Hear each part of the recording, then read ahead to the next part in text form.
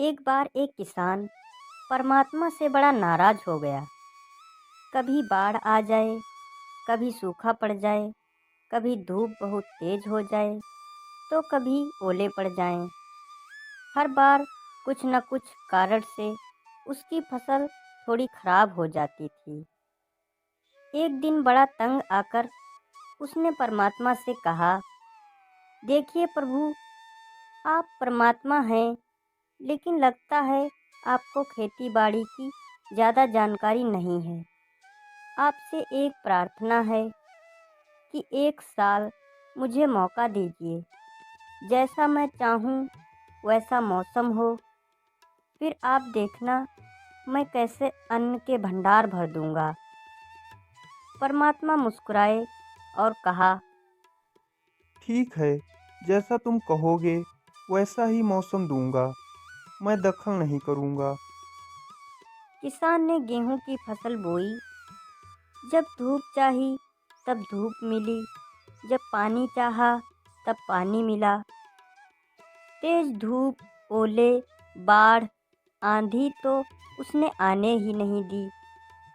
समय के साथ फसल बड़ी हुई और किसान की खुशी भी बढ़ गई, क्योंकि ऐसी फसल तो आज तक नहीं हुई थी।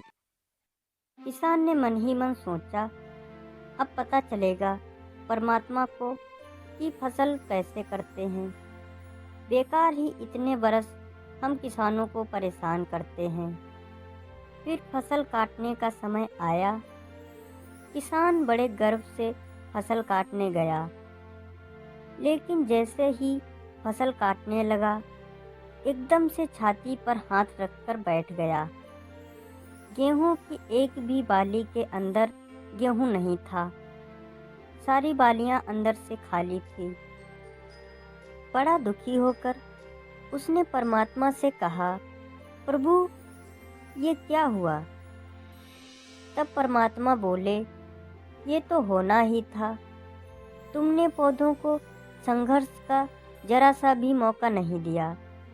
न तेज धूप में उनको तपने दिया, न आंधी ओलों से जूझने दिया। उनको किसी प्रकार की चुनौती का एहसास जरा भी नहीं होने दिया। इसीलिए सब पौधे खोखले रह गए।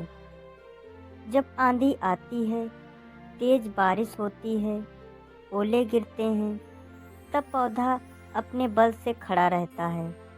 वो अपना अस्तित्व बचाने का संघर्ष करता है, और इस संघर्ष से जो बल पैदा होता है वो ही उसे शक्ति देता है, ऊर्जा देता है, उसकी जीविका को उभारता है।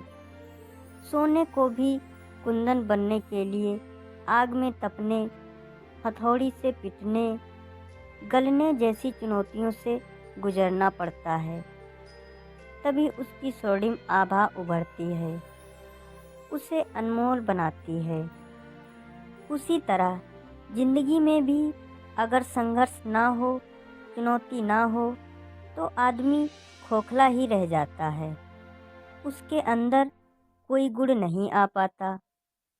ये चुनौतियां ही हैं जो आदमी रूपी तलवार को धार देती हैं, उसे सशक्त और प्रखर बनाती हैं। अगर प्रतिभाशाली बनना है तो चुनौतियां तो स्वीकार करनी ही पड़ेंगी, अन्यथा हम खोखले ही रह जाएंगे। बच्चों, अगर जिंदगी में प्रखर बनना है, प्रतिभाशाली बनना है, तो संघर्ष और चुनौतियों का सामना करना ही पड़ेगा।